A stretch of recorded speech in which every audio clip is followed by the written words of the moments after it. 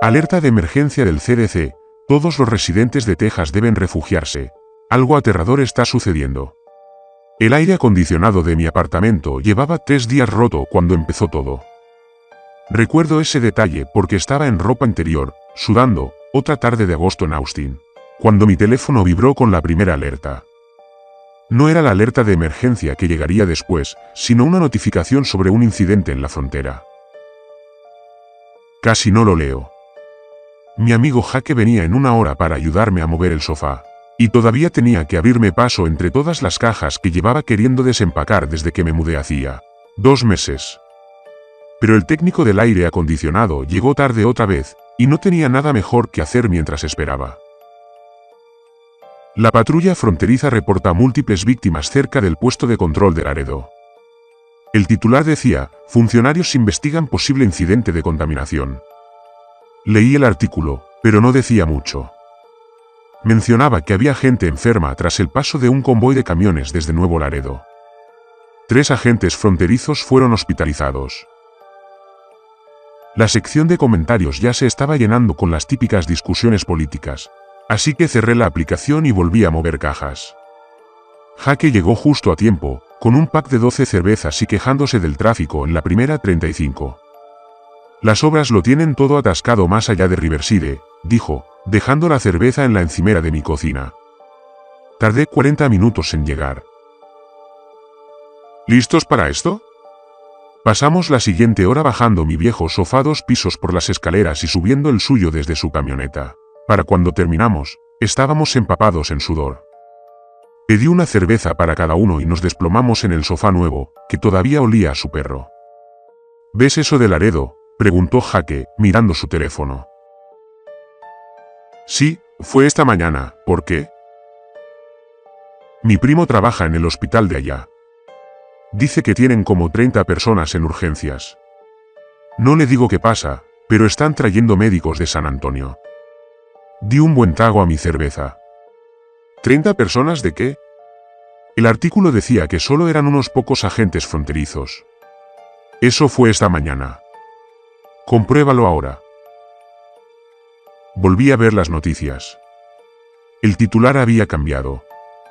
El Hospital General de Laredo está en estado de cierre tras incidentes violentos en urgencias. El artículo solo tenía 20 minutos. Según testigos que leí en voz alta, varios pacientes se pusieron agresivos y tuvieron que ser retenidos por seguridad. Al menos 2 empleados del hospital resultaron heridos antes de que llegara la policía. El hospital no acepta nuevos pacientes en este momento. Jake estaba revisando su teléfono. Twitter está furioso. La gente dice que algo se está propagando por ahí. Algún tipo de rabia o algo así. La rabia no se propaga tan rápido. Sí, bueno, algo se está propagando. Nos quedamos sentados unos minutos, los dos leyendo diferentes artículos y publicaciones. El técnico del aire acondicionado finalmente apareció alrededor de las 4, disculpándose y murmurando algo sobre que el tráfico estaba peor de lo habitual. Jake me ayudó a mover una estantería para que pudiera llegar a la unidad y encendimos la televisión mientras trabajaba. Las noticias locales estaban en su programación vespertina habitual, pero había una pancarta roja abajo que informaba sobre incidentes inusuales en varios hospitales del sur de Texas. «Oye, sube el volumen», gritó el técnico del aire acondicionado desde detrás del aparato. Encontré el control remoto debajo de una pila de correo y subí el volumen. El presentador estaba a media frase. Las autoridades piden a los residentes que eviten las salas de emergencia a menos que sea absolutamente necesario. Ahora vamos con Diana Reeves en San Antonio. La pantalla cambió a una reportera parada afuera de lo que parecía un centro médico. Detrás de ella, vi patrullas y ambulancias alineadas, con las luces encendidas. Gracias, Robert. Estoy aquí en el Hospital Metodista, donde hace apenas una hora el personal evacuó 2 plantas enteras después de que, según testigos, pacientes atacaran a otros pacientes. Los responsables del hospital no han comentado sobre la posible causa de este comportamiento, pero sabemos que muchos de estos pacientes fueron trasladados desde Laredo hoy mismo. Jake y yo intercambiamos miradas. El encargado del aire acondicionado había dejado de trabajar y estaba viendo la televisión. Diana, ¿Sabemos si esto está relacionado con el incidente fronterizo de esta mañana? Robert, eso es lo que todos preguntan, pero los funcionarios no confirman nada. Lo que sí sabemos es que se notificó al CDC y la señal se quedó estática por un segundo y luego regresó. Disculpen. Parece que estamos teniendo problemas técnicos. Seguiremos esta historia a medida que se desarrolle. Las noticias cambiaron al tiempo, mostrando el pronóstico habitual de agosto, calor y más calor. El técnico del aire acondicionado volvió al trabajo, pero noté que se movía más rápido, como si quisiera terminar y salir. Esto es raro, ¿verdad?, dijo Jake en voz baja. O sea, esto se siente raro. Antes de que pudiera responder, nuestros teléfonos vibraron simultáneamente. No era un sonido de notificación normal, sino el tono áspero y alarmante de una alerta de emergencia. Alerta de emergencia. Se recomienda a todos los residentes de los condados de Webb, Zapata y Stark que se resguarden en sus hogares de inmediato. No intenten desplazarse a hospitales ni a servicios de emergencia. Cierren todas las puertas y ventanas con llave. Esperen nuevas instrucciones. ¿Eso está a unos 200 metros de aquí?, preguntó Jake. Algo así. El del aire acondicionado apareció por detrás del aparato, limpiándose las manos con un trapo. Ya está arreglado, pero me tengo que ir. Mi mujer está furiosa. Quiere que vuelva a casa. Ya estaba recogiendo sus herramientas, sin siquiera molestarse en comprobar si el aire acondicionado funcionaba. ¿No necesitas que firme algo?, pregunté. La empresa te enviará un correo electrónico. Ya se dirigía a la puerta. Probablemente deberían. No sé. Solo tengan cuidado. Después de que se fue, Jake y yo nos quedamos en silencio un minuto. La televisión había vuelto a la programación normal, pero el banner rojo seguía desplazándose en la parte inferior. Se habían añadido más condados a la orden de confinamiento. Quizás debería irme a casa, dijo Jake, pero no se movió. Sí, quizás. Abrimos otra cerveza. Para las 6, la orden de confinamiento se había extendido a todo el sur de Texas, al sur de San Antonio. La noticia había tenido cobertura continua con reporteros en varios hospitales y edificios gubernamentales, pero nadie parecía saber qué estaba pasando realmente. La palabra virus seguía apareciendo, y de inmediato los funcionarios dijeron que no había nada confirmado. El teléfono de Jake sonó. Miró la pantalla y frunció el ceño. «Soy mi mamá», respondió. «Hola, mamá». «Sí, estoy viendo las noticias. Estoy en casa de un amigo». «¿Qué?»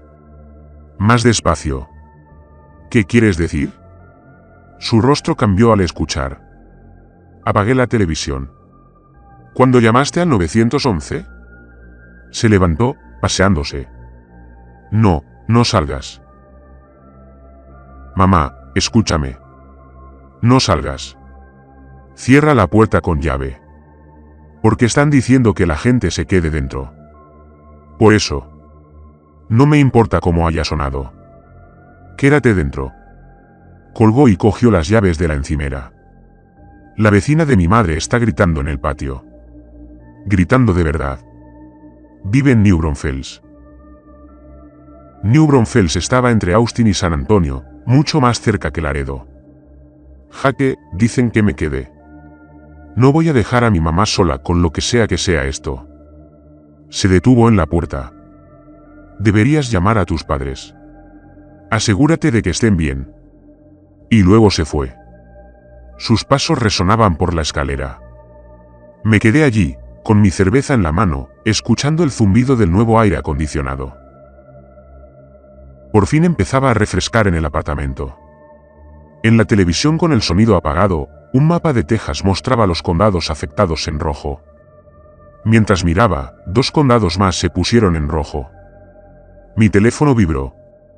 Otra alerta de emergencia. Alerta de emergencia. Todos los residentes de los condados de Besar, Guadalupe y Comal deben refugiarse en sus hogares de inmediato. Esto no es una prueba. Esos condados incluían San Antonio y New Braunfels. Reactivé el sonido del televisor justo cuando el presentador estaba a mitad de frase.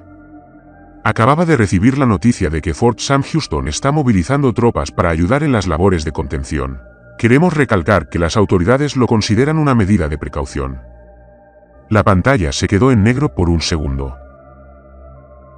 Cuando regresó, había otro presentador en el escritorio, con papeles esparcidos frente a él y la corbata suelta. Damas y caballeros, estamos recibiendo múltiples reportes de incidentes violentos en el sur de Texas. Si se encuentra en una zona afectada, por favor, permanezca en casa.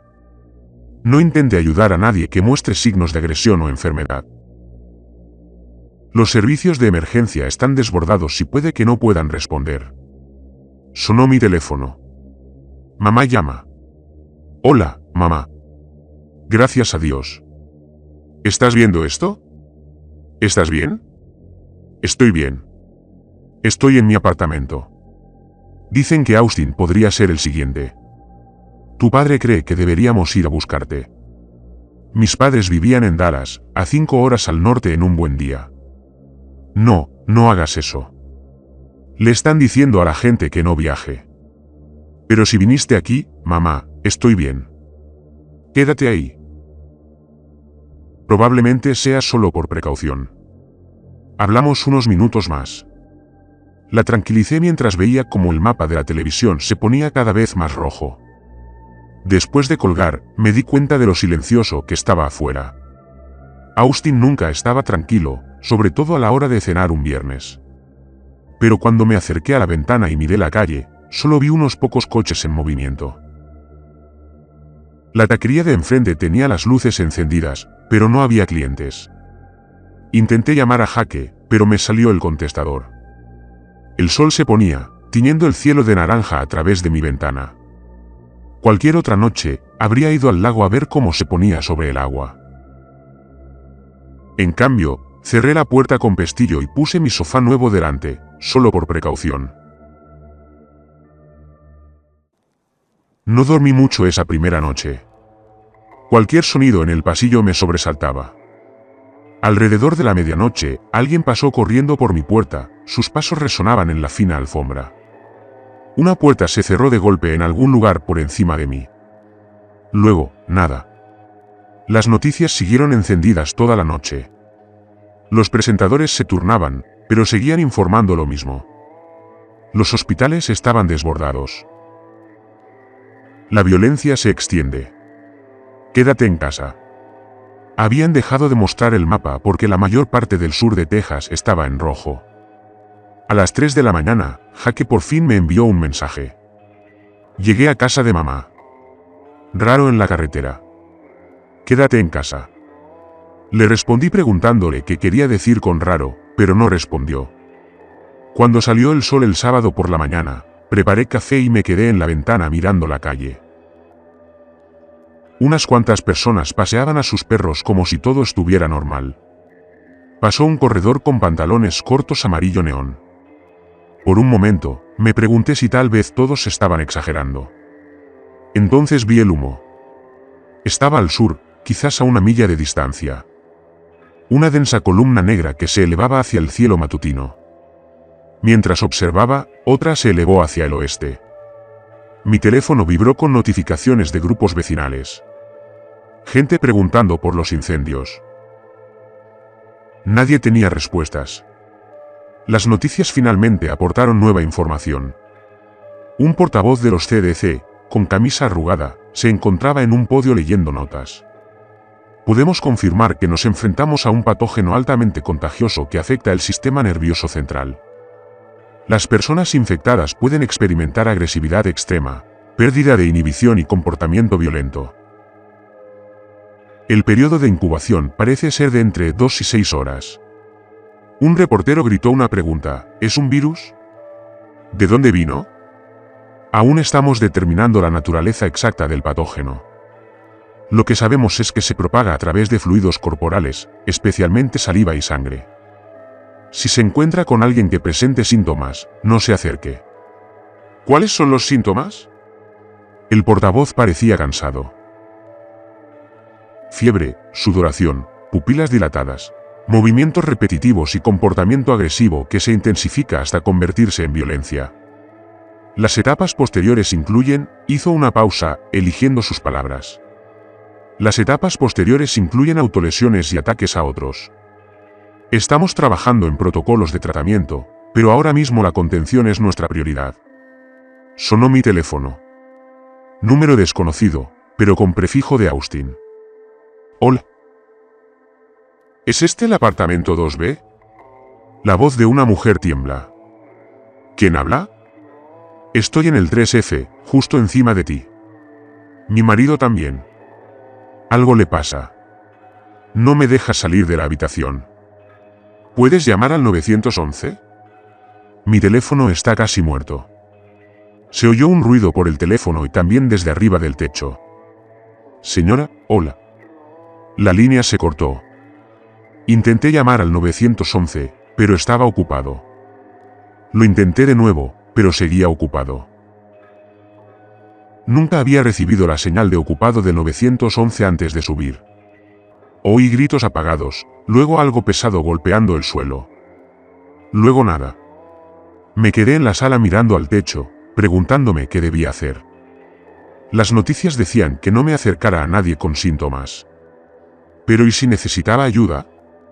Otro golpe sordo desde arriba, justo encima de mi cocina. Entonces, oí pasos lentos y arrastrados. Saqué un bate de béisbol del armario, el que me había regalado mi padre cuando me mudé a mi primer apartamento. Por si acaso, había dicho.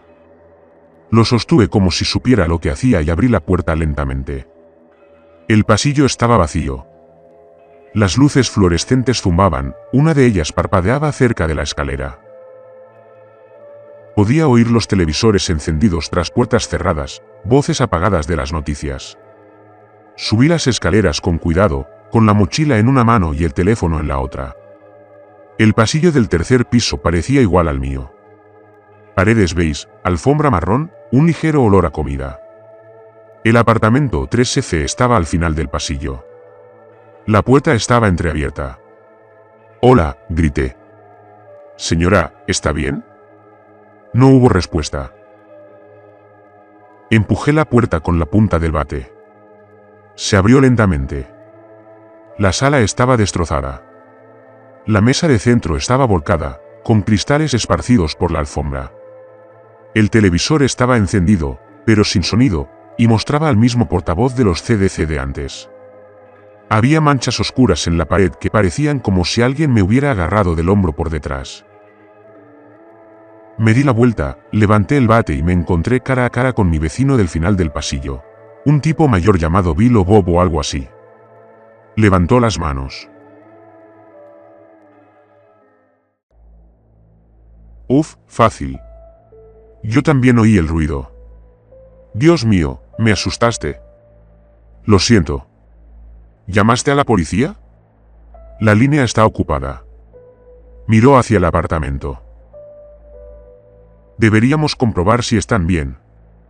El del CDC dijo que no nos acercáramos. Un grito de mujer cortó el aire desde el fondo del apartamento. Bill o Bob me empujó, dirigiéndose hacia el sonido. Lo seguí, agarrando el bate con más fuerza. La puerta del dormitorio estaba cerrada. Bill intentó agarrar el pomo. «Espera», dije, pero ya estaba girando.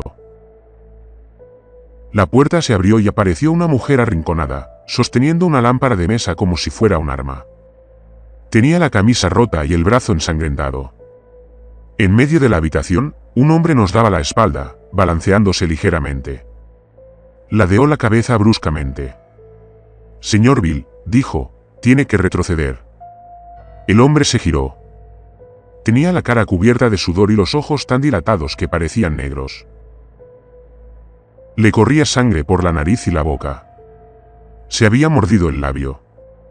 Al vernos, emitió un sonido que no era del todo humano. Algo entre un gruñido y un grito. Entonces cargó. Bill intentó apartarse, pero el hombre se estrelló contra él, tirándolos al pasillo. Se estrellaron contra la pared con fuerza, y oí como la cabeza de Bill se golpeaba contra ella. El hombre estaba encima de él, arañándole la cara, intentando morderlo. Blandí el bate. El sonido que hizo al impactar la cabeza del hombre fue húmedo y hueco. Se apartó de Bill, retorciéndose.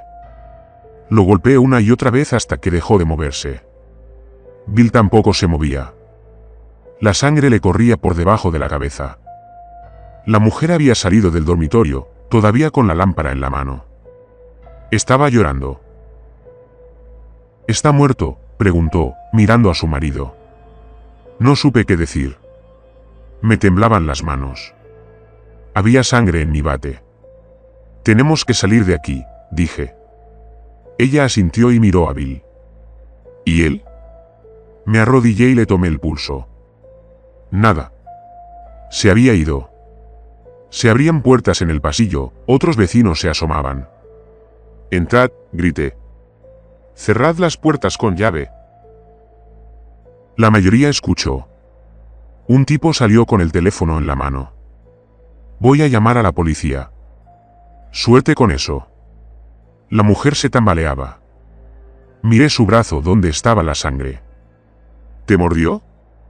Ella lo miró como si lo hubiera olvidado. Sí. Hace como una hora, me encerré en la habitación cuando empezó a actuar raro. De 2 a 6 horas. El del CDC había dicho, tienes que ir a un hospital. Dijeron que no fueras. Eso fue ayer. Quizás ahora tengan tratamiento. Ambos sabíamos que mentía. Las sirenas sonaban a lo lejos, pero no parecían acercarse. A través de una ventana al final del pasillo, pude ver más columnas de humo elevándose por la ciudad. La mujer se sentó contra la pared, todavía agarrando la lámpara. Lo siento, dijo en voz baja, como si algo se arrastrara bajo mi piel. Me aparté de ella. Lo siento, dije. Sí, yo también. La dejé allí y corrí a mi apartamento, cerrando la puerta de golpe, empujando el sofá contra ella. Todavía me temblaban las manos. Tenía sangre en los zapatos. Las noticias estaban mostrando imágenes aéreas. Un helicóptero sobrevolando San Antonio mostró calles llenas de autos abandonados. Algunos estaban en llamas. Se movían figuras entre ellos, pero la cámara no se acercó lo suficiente para ver los detalles. Mi teléfono vibró. Un mensaje de Jaque. Un convoy militar acababa de pasar por la enero del 35. Cientos de vehículos se dirigían al sur. Luego, otra alerta de emergencia. Alerta de emergencia. El condado de Travis ahora está bajo orden de confinamiento obligatorio. No abandone su residencia por ningún motivo. Operaciones militares de contención en curso. Condado de Travis. Ese era Austin. Ese era yo. Volví a mirar por la ventana. El corredor de amarillo neón había vuelto, pero ya no corría. Estaba parado en medio de la calle, moviendo la cabeza de un lado a otro una y otra vez, igual que el hombre del piso de arriba. Para el sábado por la tarde, la luz empezó a cortarse solo unos segundos, luego minutos. Cada vez que volvía, se reconectaban menos dispositivos. Internet fue el primero en fallar por completo. Los canales de noticias fueron cayendo uno a uno. Primero las estaciones locales, luego las principales cadenas cambiaron a señales nacionales que sabían menos que nosotros. Al anochecer, solo un canal seguía funcionando. Y era solo un mensaje de emergencia que se repetía una y otra vez. Permanezcan en casa. Eviten el contacto con personas infectadas. Contención militar en curso. Esperen nuevas instrucciones. Mi teléfono aún tenía señal, pero a medias. Jaque había dejado de responder mensajes hacía horas. Mis padres no paraban de llamar hasta que les dije que se me estaba agotando la batería y que necesitaba ahorrarla. En parte era cierto, pero sobre todo no soportaba oír llorar a mi madre. Los ruidos afuera empeoraron al oscurecer. Gritos, alarmas de coches, cristales rotos, disparos, a veces disparos aislados, a veces de ametralladoras, que se prolongaron durante minutos. Alrededor de las 9, una explosión sacudió el edificio con tanta fuerza que tiró cuadros de mi pared. El horizonte sur brillaba naranja. Llené todos los recipientes que tenía con agua mientras aún corría. Bañera, ollas, botellas, incluso bolsas de plástico que até y metí en el congelador. Había visto suficientes películas de desastres para saber qué vendría después. Alguien empezó a aporrear puertas al final del pasillo, abriéndose paso hacia mi apartamento. No llamaban, golpeaban como si intentaran entrar. Cada puerta se acercaba más. Cuando llegaron a la mía, todo el marco tembló, pero el sofá aguantó. Después de unos minutos, se fueron. Pasé la noche sentada en el baño con la puerta cerrada, con el bate sobre el regazo, escuchando cómo la ciudad se desmoronaba. Al amanecer, debí quedarme dormido porque me desperté en silencio. No era un silencio normal, era un silencio absoluto. Sin tráfico, sin pájaros, sin el zumbido del aire acondicionado. Incluso el viento había parado. Salí sigilosamente del baño y miré por la ventana. La calle de abajo parecía una zona de guerra. Coches incendiados o chocando contra edificios. Cadáveres en la calle, algunos moviéndose, arrastrándose lentamente hacia la nada. Manchas oscuras por todas partes. Pero lo peor era el silencio. Como si toda la ciudad estuviera conteniendo la respiración. Mi teléfono tenía una sola línea de señal. Revisé las redes sociales, pero la mayoría de las publicaciones tenían horas de antigüedad. La última actualización de alguien que conocía fue la del primo de Jaque, quien dijo que los militares se habían retirado de Laredo. «Nos dejan aquí», escribió. Entonces encontré un vídeo publicado hace 10 minutos por alguien en Houston. Imágenes borrosas desde la ventana de un rascacielos. Vehículos militares circulando por la carretera, todos en dirección norte, alejándose de las zonas infectadas. El pie de foto solo decía, «Están evacuando». Apareció una nueva alerta de emergencia, pero esta era diferente. Atención, todos los residentes de las zonas infectadas. La contención ha fallado. Los protocolos federales de emergencia ya están en vigor. Todo el personal militar se está retirando a las zonas seguras establecidas al norte del río Colorado. Los civiles en las áreas afectadas deben. El mensaje se cortó a mitad de la oración. Cuando apareció de nuevo, era diferente. Notificación de acción de emergencia. Por orden del Departamento de Defensa, los siguientes condados han sido designados para desinfección: Webb, Zapata, Starr y muchos más. Leí la lista 3 veces. Travis estaba en ella. Austin estaba en ella. Yo estaba en ella. Las operaciones de desinfección comenzarán en menos de 72 horas. Esta acción es necesaria para prevenir la propagación de patógenos a poblaciones no infectadas. La evacuación ya no es posible. Se recomienda a los residentes que busquen refugio en sótanos o habitaciones interiores. Que Dios nos tenga compasión. 72 horas, 3 días. Iban a bombardearnos. Me quedé allí mirando mi teléfono, intentando procesar lo que acababa de leer. El gobierno iba a matar a todos en el sur de Texas para evitar que esto se propagara. ¿Acaso importaba algo nuclear o químico?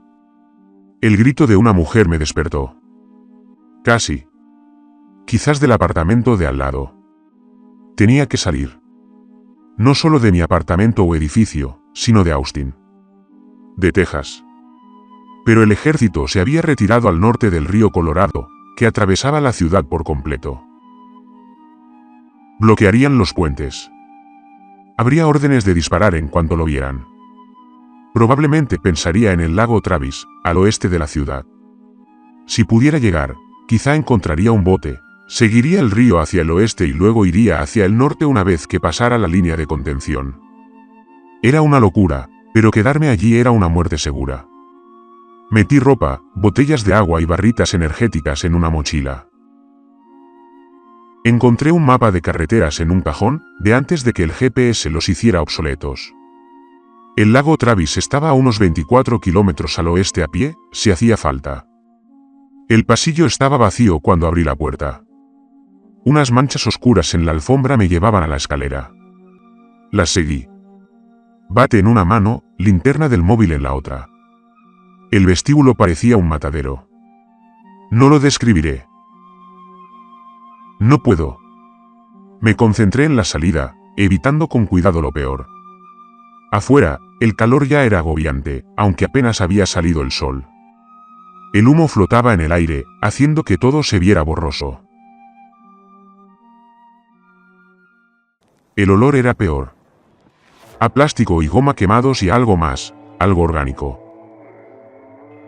Una camioneta estaba en el estacionamiento con la puerta del conductor abierta y las llaves aún puestas. El conductor estaba desplomado sobre el volante. Lo saqué, intenté no mirar lo que quedaba de su cara y me subí. El motor arrancó a la primera. Medio tanque de gasolina. Suficiente. Salí a la calle, esquivando coches abandonados y escombros. La radio solo tenía estática en todas las estaciones excepto en una, que reproducía la alerta de emergencia una y otra vez. La apagué. Las carreteras empeoraban a medida que avanzaba hacia el oeste. Más cadáveres, más vehículos abandonados, incendios sin control. En una intersección, vi a un grupo de infectados atacando un autobús escolar. Me subí a la acera para esquivarlos. Algunos me vieron y empezaron a correr tras el camión. Eran rápidos, más rápidos de lo debido, pero no lo suficiente. Avancé unos 5 metros antes de llegar al control. Vehículos militares se extendían por la carretera 71. Soldados con equipo completo de protección contra materiales peligrosos tras barreras de hormigón. Cadáveres esparcidos por el camino que conducía a él. Algunos seguían moviéndose, arrastrándose hacia las barreras a pesar de las evidentes heridas de bala. Detuve la camioneta 90 metros atrás, considerando mis opciones. Entonces uno de los soldados levantó un megáfono. «Dens la vuelta inmediatamente. Esta es su única advertencia». Otros soldados levantaron sus fusiles. Puse la camioneta en reversa y di la vuelta lentamente. Por el retrovisor, los vi bajar las armas. Tenía que haber otra manera. Carreteras secundarias, rutas de senderismo, algo. Me detuve en el estacionamiento de un centro comercial para consultar el mapa.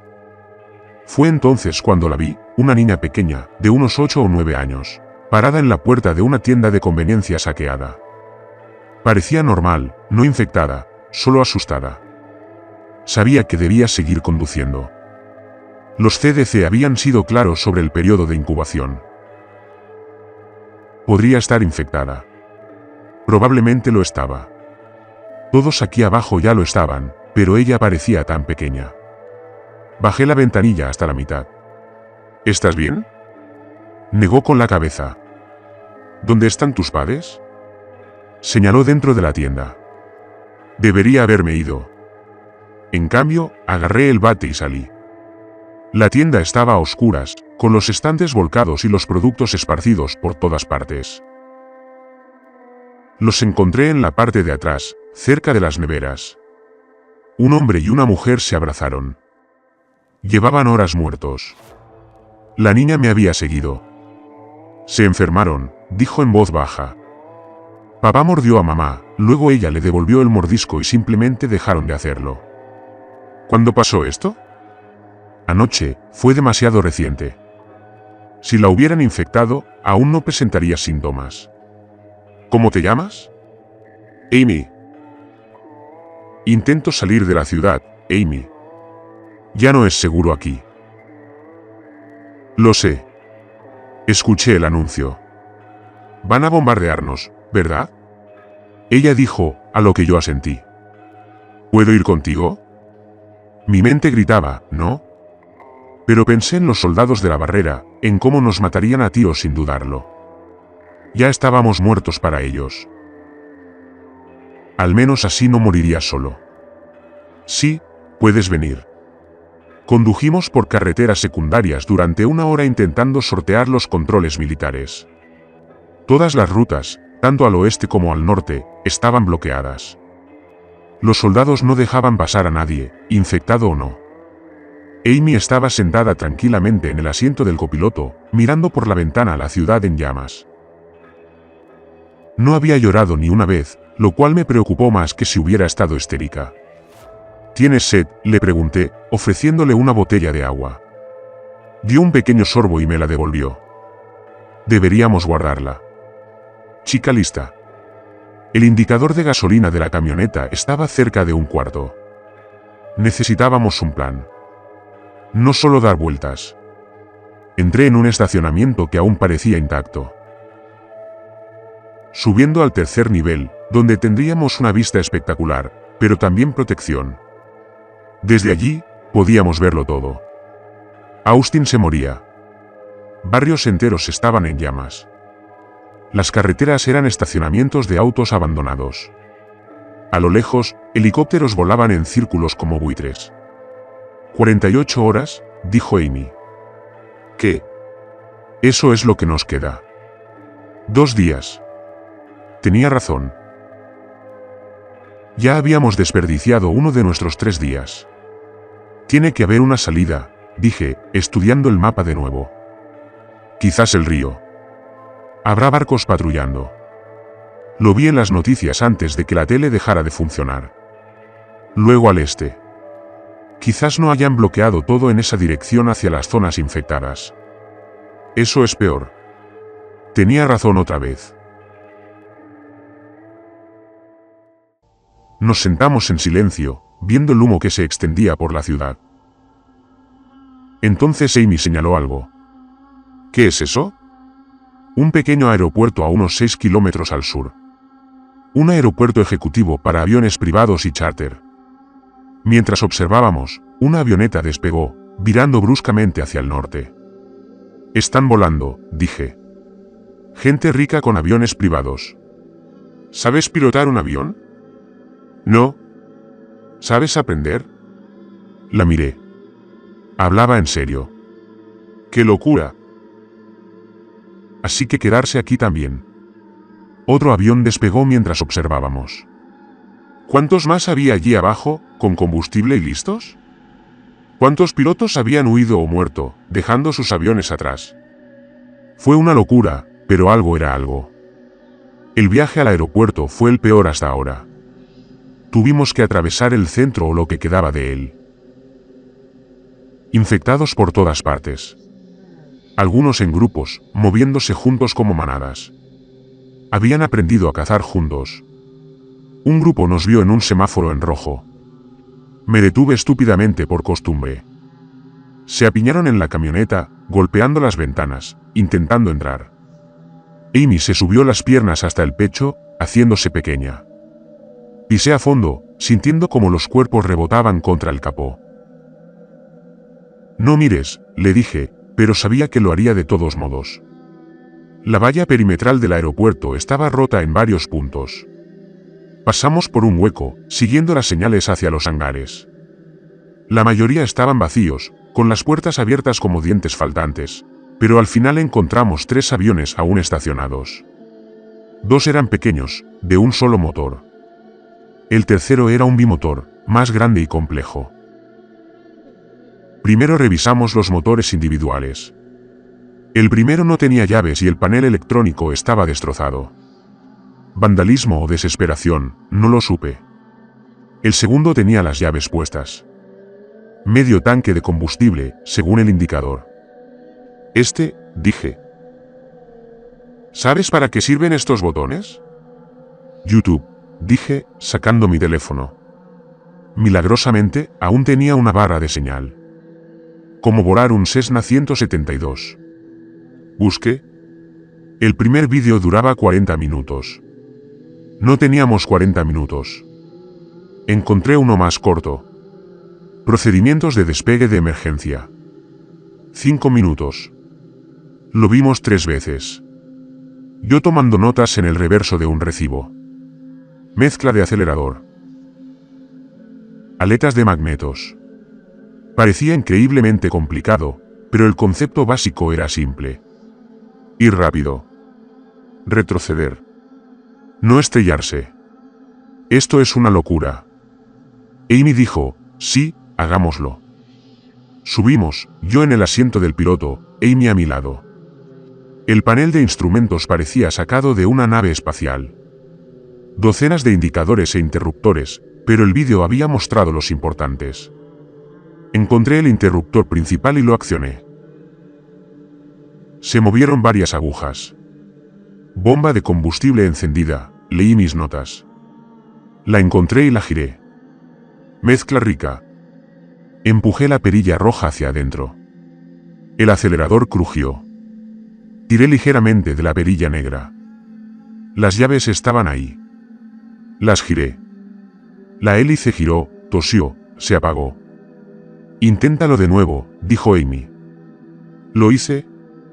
Esta vez arrancó. El motor rugió al encenderse. Todo el avión vibró. A través del parabrisas, vi a gente infectada saliendo de un hangar cercano. Atraídos por el ruido, empezaron a correr hacia nosotros. Tenemos que irnos, dijo Amy con sorprendente calma. Aceleré. El avión se tambaleó y empezó a rodar. Demasiado rápido. Retrocedí. Nos desviamos. Casi chocamos con un camión cisterna. Pedales de dirección en tierra. Amy leyó mis notas. Correcto. Pies para la dirección, manos para la velocidad. Los infectados se acercaban. Uno se lanzó contra el avión y rebotó en el ala. Nos puse en lo que parecía una pista, aunque no estaba seguro de si era la correcta. No importaba. Pisé el acelerador a fondo. El motor rugió. Empezamos a ganar velocidad. 60 nudos para despegar, gritó Amy por encima del ruido. El indicador de velocidad aerodinámica subió. 20, 30, 40. El final de la pista se acercaba rápidamente. 50, 55. Retrocedan. Tiré de la palanca de cambios hacia mí. Por un segundo aterrador, no pasó nada. Entonces el morro se elevó. El suelo se alejó. Estábamos volando, más o menos. El avión se tambaleó, bajó en picado y volvió a ascender. No tenía ni idea de lo que hacía. Solo intentaba mantenernos apuntando al cielo. Tren de aterrizaje, gritó Amy, señalando una palanca. La subí. El avión se tambaleó, pero siguió ascendiendo. Debajo de nosotros, Austin ardía. La destrucción en toda su magnitud era visible. Barrios enteros habían desaparecido. Carreteras congestionadas con muertos y moribundos. Y en los bordes, una línea clara donde los militares habían establecido su perímetro. Al norte del río, todo parecía casi normal. Al sur, ¿qué demonios? La radio crepitó. Avión no identificado. Estás en espacio aéreo restringido. Regresa inmediatamente o te derribarán. Agarré el auricular de la radio y pulsé el botón como había visto en las películas. No estamos infectados. Solo intentamos salir. Hay un chico conmigo. Negativo. No se permite que ninguna aeronave salga de la zona de contención. Regresen ahora. Esta es su última advertencia. Miré a Amy. Tenía la mirada fija al frente, con la mandíbula apretada. ¿Qué hacemos?, pregunté. Seguimos volando. Nos derribarán. Nos van a bombardear de todos modos. La radio volvió a sonar. Avión no identificado. Se han desplegado cazas. Tienes 30 segundos para comenzar tu giro. A lo lejos, los vi. 2 puntos se acercaban rápidamente desde el norte. Empujé la palanca de mando hacia adelante, en picada hacia el suelo. El indicador de velocidad aerodinámica se puso en rojo. El avión se estremeció, y las alarmas de advertencia sonaron. ¿Qué haces?, gritó Amy. No lo sé. El suelo se elevó rápidamente. Retrocedí con fuerza, nivelándome justo por encima de las copas de los árboles. Los cazas rugieron sobre mi cabeza, dando vueltas para pasar de nuevo. Más adelante, vi el lago Travis extendiéndose hacia el norte, entre las colinas. Se me ocurrió una idea. Una locura. Pero todo en esto era una locura. Apunté hacia el lago que descendía. Nos vamos a estrellar, dijo Amy. No, vamos a aterrizar en el agua. Es mejor que los misiles. Los cazas regresaban. Podía ver sus estelas. La superficie del lago se dirigía hacia nosotros. Reduje la potencia. Levanté el morro e intenté recordar todo lo que decía el vídeo sobre aterrizajes de emergencia. Chocamos con fuerza. El parabrisas explotó con agua. El avión rebotó, volvió a impactar y empezó a volcar. El agua se filtraba por los cristales rotos. Amy gritaba. O tal vez sí. Entonces todo se detuvo. Estábamos flotando. Hundiéndonos, pero flotando. El agua ya nos llegaba a la cintura. Fuera. Empujé a Amy hacia la puerta, forcejeando con el picaporte. No abría. La presión. Me di la vuelta y le di una patada al parabrisas roto. Entró más agua. Respiré hondo. Nos hundimos. El agua turbia del lago me picaba en los ojos. Agarré la mano de Amy y di patadas hacia lo que esperaba que fuera arriba. Me ardían los pulmones. Amy forcejeaba, presa del pánico. Salimos a la superficie, jadeando. El avión había desaparecido, solo quedaban burbujas marcando el lugar donde se hundió. La orilla estaba a unos 100 metros. ¿Sabes nadar?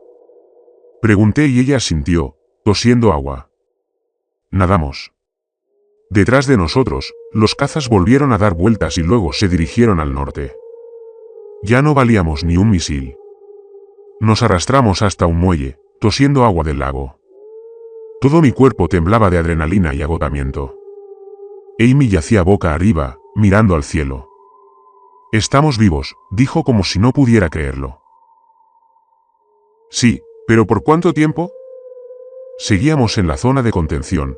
Aún faltaban menos de 48 horas para que desinfectaran todo al sur del río. Y ahora estábamos empapados, sin vehículo, sin provisiones, sin plan. El muelle pertenecía a una marina que parecía abandonada. Los barcos se mecían en sus amarres, pero la oficina estaba a oscuras y el estacionamiento vacío. Todos habían huido o habían muerto. Necesitamos encontrar refugio, dije. Ropa seca, comida. Amy se incorporó, escurriendo el agua de la camisa. Esos aviones nos dejaron ir. Pensaron que nos habíamos estrellado. Probablemente reportaron nuestra muerte. Quizás eso sea bueno. Si creen que estamos muertos, no nos buscarán. ¡Qué listo! Entramos en la oficina del puerto deportivo por una ventana trasera. Dentro, encontramos máquinas expendedoras que abrí de golpe con un extintor.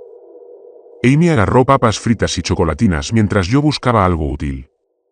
Había llaves colgadas en un tablero detrás del mostrador, etiquetadas con números de resguardo.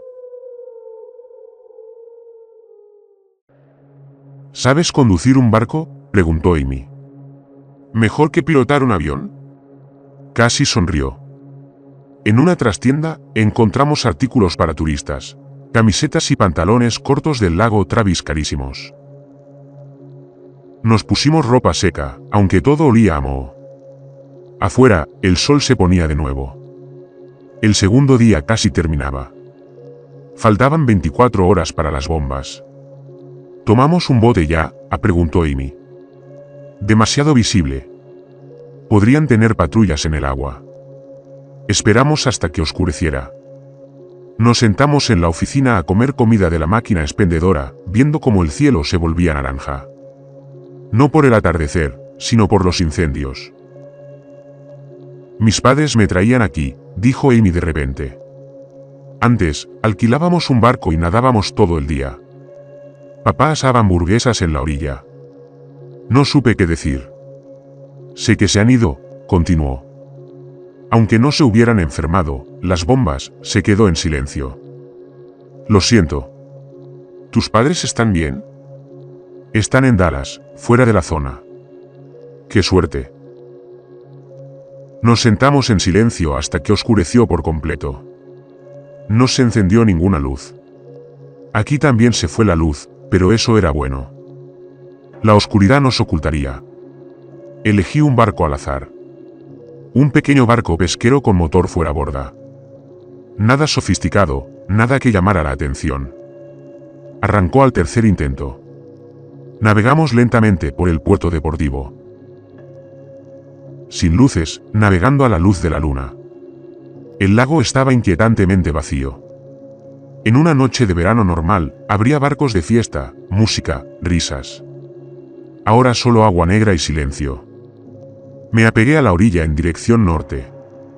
El mapa mostraba que el lago se extendía casi hasta el límite del condado. Si lográbamos llegar tan lejos, tal vez podríamos encontrar un hueco en el perímetro. Llevábamos navegando 1 hora cuando vimos las luces. No eran luces eléctricas. Eran incendios. Todo un barrio en la orilla ardía.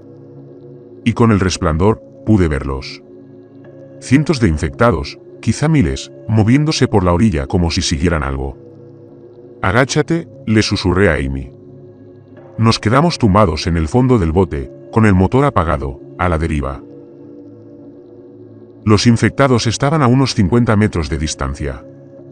Algunos esperaban con el agua hasta la cintura, pero no más. Emitían sonidos, no exactamente gritos, ni palabras, como si intentaran recordar cómo hablar. Uno nos miró fijamente. Pude ver sus ojos reflejando la luz del fuego. Abrió la boca y pensé que habíamos terminado, pero luego se dio la vuelta, siguiendo a los demás. Nos deslizamos a la deriva durante lo que parecieron horas, pero probablemente fueron minutos. Cuando los perdimos de vista, volví a arrancar el motor. Aceleré apenas, avanzando a paso de tortuga. ¿Por qué no atacaron?, susurró Amy. No lo sé. Quizás no saben nadar. Quizás no nos vieron. Nos vieron. Ese nos miró directamente. Tenía razón. Nos había visto y decidió no atacar o no podía atacar, como si algo lo llamara desde otro lugar. Seguimos hacia el norte. El lago se estrechó y se convirtió en un río. Casas bordeaban ambas orillas, todas a oscuras. Algunas quemadas, otras intactas, pero abandonadas. En un momento dado, pasamos bajo un puente. Había cadáveres colgados. Tenían una cuerda alrededor del cuello. No pude saber si habían saltado o si los habían ahorcado. Amy no miró. Cerca del amanecer, los motores fallaron y se apagaron, sin gasolina. Habíamos recorrido quizás 24 kilómetros.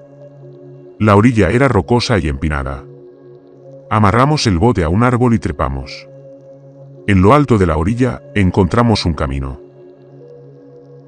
Un letrero indicaba la carretera del condado 2322.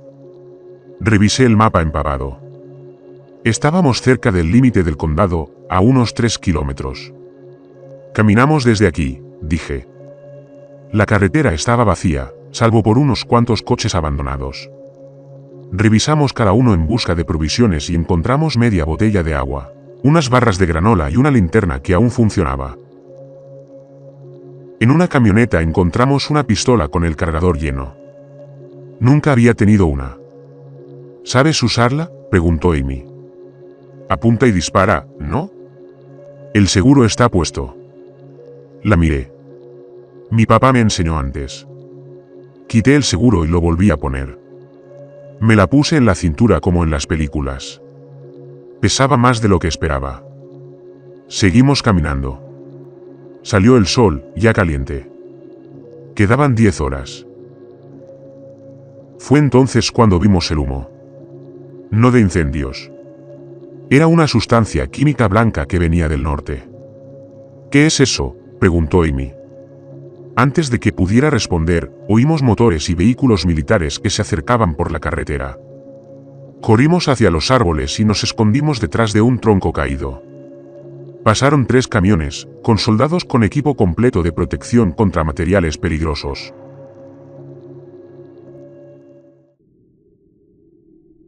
Detrás de ellos, un vehículo que no reconocí, rociaba algo por las boquillas laterales, humo blanco. Tras pasar, el humo se cernió sobre nosotros.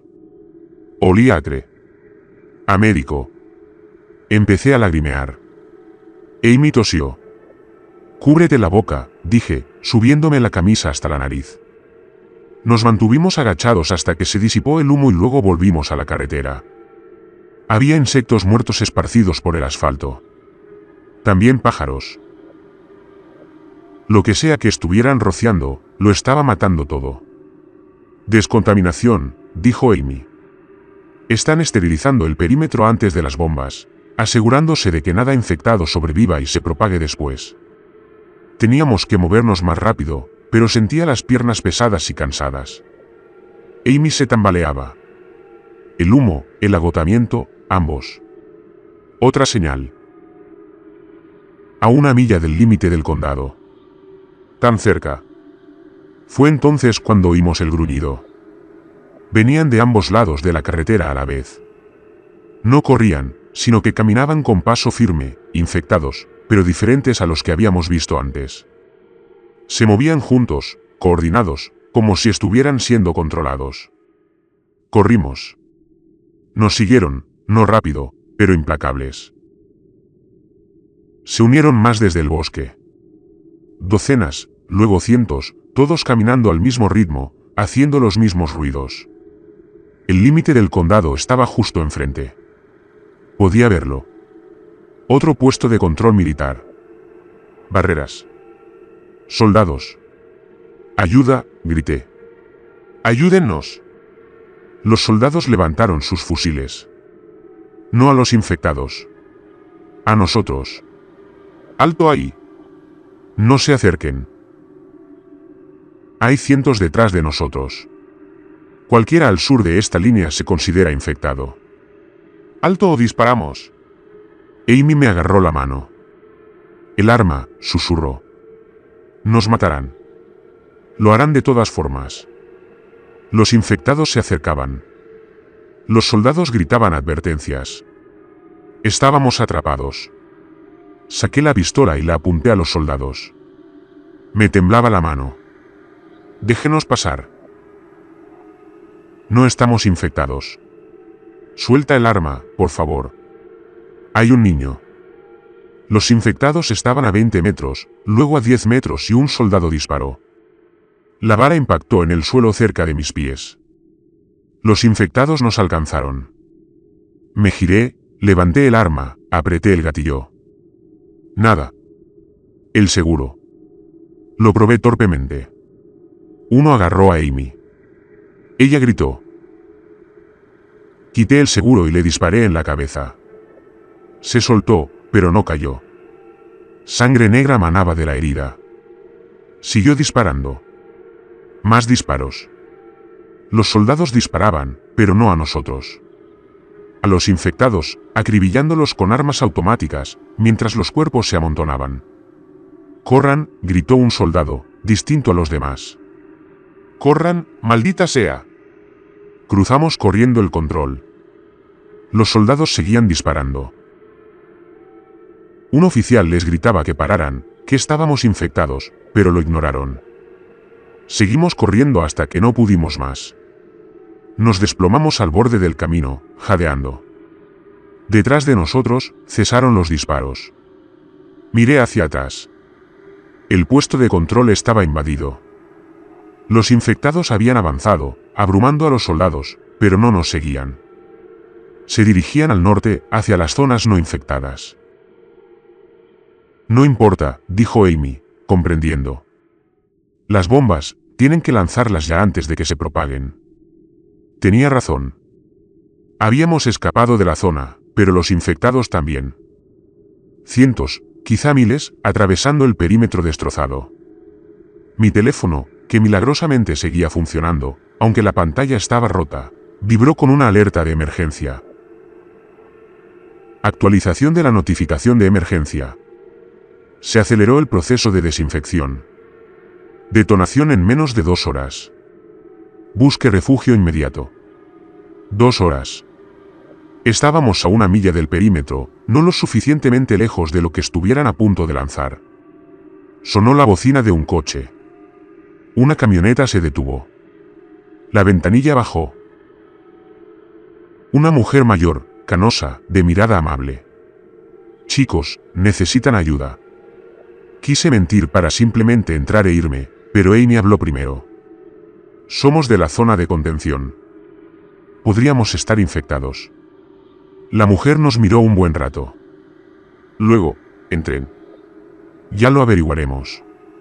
Nos subimos atrás. Condujo rápido hacia el norte. Voy a Oklahoma, dijo. Son bienvenidos. ¿Por qué?, pregunté. ¿Para qué ayudarnos? Porque en 2 horas, nada de esto va a importar. Mejor intentar salvar a alguien. Condujimos en silencio, mirando el reloj. 1 hora, 30 minutos, 10. Entonces lo vimos. El destello iluminó el horizonte sur, brillante como el sol. Luego otro, y otro. La onda expansiva golpeó minutos después. El camión viró bruscamente, pero se mantuvo en la carretera. Detrás de nosotros había una pared de fuego y humo se elevaba hacia el cielo. Todo lo que conocíamos. Todos los que quedaron se habían ido. Amy lloraba. Yo también. La mujer seguía conduciendo. La radio se quedó con estática al principio, luego con una voz. Confirmen detonaciones nucleares en el sur de Texas. La contaminación ha sido contenida. Repito, la contaminación ha sido contenida. Se recomienda a todos los ciudadanos mantener la calma y esperar nuevas instrucciones. Contenida. Así llamaron a la muerte de 5 millones de personas. Pero recordé a los infectados que atravesaron el puesto de control, rumbo al norte. ¿Cuántos otros puestos de control habían caído? ¿Cuántos habían logrado escapar? Amy pensaba lo mismo. Me miró y luego a la mujer que conducía. Señora, dijo en voz baja. ¿Cuánto tiempo hace que estuvo en el sur de Texas? Las manos de la mujer se apretaron sobre el volante. Ayer, dijo, estaba visitando a mi hija en Austin cuando empezó. Salí justo antes de que cerraran. Amy y yo intercambiamos miradas ayer antes de los controles, antes de que supieran cómo se propagó. ¿Cómo se siente?, preguntó Amy. ¿Cansada? ¿Pero quién no lo estaría? Observé las manos de la mujer sobre el volante. ¿Fue un temblor o solo mi imaginación? Nos miró por el retrovisor. Tenía los ojos dilatados. Quizás por la oscuridad, quizás por el miedo. Quizás por algo más. Chicos, deberían descansar, dijo. Es un largo viaje a Oklahoma. Amy me agarró la mano y me la apretó fuerte. Afuera, el páramo que antes era Texas quedaba atrás. Más adelante, las luces de ciudades no infectadas centelleaban en la distancia. A salvo, normal, sin preparación. La mujer tosió una vez, un sonido seco y áspero. Solo alergias, dijo. Seguimos conduciendo hacia el norte.